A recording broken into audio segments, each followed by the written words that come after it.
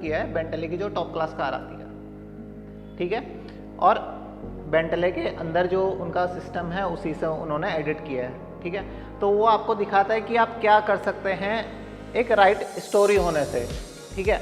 Budget हर बार आपके बीच में नहीं आता है।